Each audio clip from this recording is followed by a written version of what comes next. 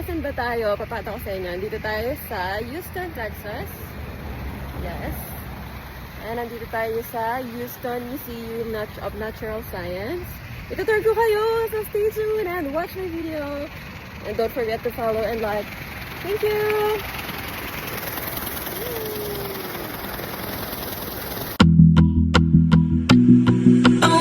She was just a girl.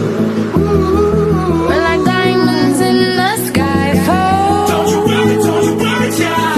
Yeah, yeah, except for me. Starships were meant to fly. 'Cause it's always a good time.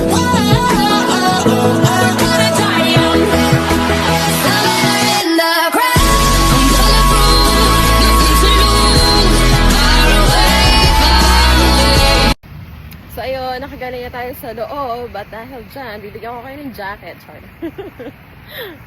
Pinanood nyo ba? Oo.